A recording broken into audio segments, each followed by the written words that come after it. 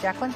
Tracy, taking a look at our other news headlines now. It is day 3 for the trial of the former Amtrak engineer behind the controls during a crash in Port Richmond. Today, a SEPTA engineer took the stand to talk about a rock attack that happened in the minutes before the derailment.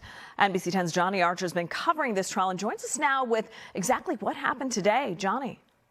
Yeah, Jacqueline, I'll start off by saying that the trial was dismissed a little earlier today. Normally, it would be last until about 4:30 or so, but it had to be dismissed at noon because somebody had a family emergency that's involved with this case. But before that, we heard from 2 police officers that were at the scene the night of the crash, and also 2 locomotive engineers who also testified. One of them, as you mentioned, that SEPTA engineer who had a rock thrown at his train from somebody around North Philadelphia.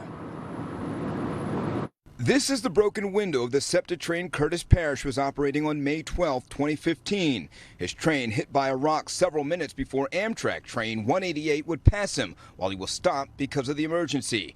Curtis testifying in court Monday that he had seen someone trespassing around the railroad. It was his radio call to dispatch that Brandon Boston was listening to.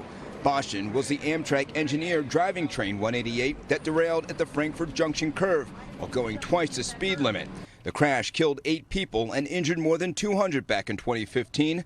That night, Philadelphia Police Detective Joseph Knoll was instructed to go to Einstein Hospital, where many of the victims were taken to get their information. Knoll testifying that one of the people he talked to at the hospital was Brandon Boston.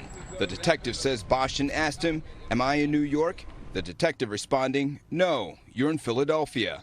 Boston's attorneys claiming he got a concussion from the crash, but even before then, an NTSB report says Boston lost track of where he was, not realizing a sharp curve was approaching while listening to the radio call of the SEPTA engineer who was hit by a rock.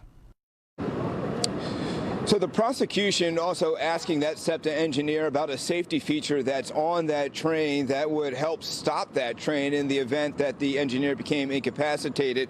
Well, the defense also pouncing on that opportunity, bringing up another safety feature called automatic train control that was on the track near the curve at the time of the crash, but for some reason it was not operating. Had that safety feature been turned on, train 188 would have slowed down and gone into that curve at the appropriate speed.